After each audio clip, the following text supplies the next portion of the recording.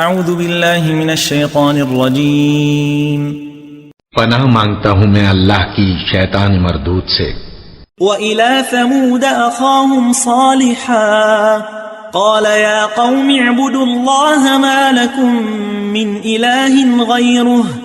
قَدْ جَاءَتْكُمْ بَيِّنَةٌ مِّن رَّبِّكُمْ هَٰذِهِ نَاقَةُ اللَّهِ لَكُمْ آيَةً فَذَرُوهَا تَأْكُلْ فِي أَرْضِ اللَّهِ وَلَا تَمَسُّوهَا بِسُوءٍ فَيَأْخُذَكُمْ عَذَابٌ أَلِيمٌ۔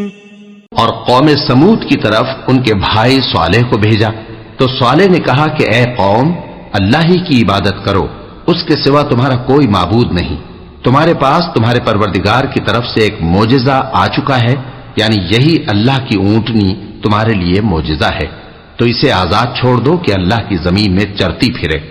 اور تم اسے بری نیت سے ہاتھ بھی نہ لگانا، ورنہ عذاب علیم تمہیں پکڑ لے گا۔ وَاذْكُرُوا إِذْ جَعَلَكُمْ خُلَفَاءَ مِن بَعْدِ عَادٍ وَبَوَّأَكُمْ فِي الْأَرْضِ تَتَّخِذُونَ مِن سُهُولِهَا قُصُورًا وَتَنْحِتُونَ الْجِبَالَ بُيُوتًا فَاذْكُرُوا آلَاءَ اللَّهِ وَلَا تَعْثَوْا فِي الْأَرْضِ مُفْسِدِينَ۔ اور یاد تو کرو جب اس نے تم کو قوم عاد کے بعد سردار بنایا اور زمین پر آباد کیا کہ نرم زمین میں محل تعمیر کرتے ہو اور پہاڑوں کو تراش تراش کر گھر بناتے ہو، پس اللہ کی نعمتوں کو یاد کرو اور زمین میں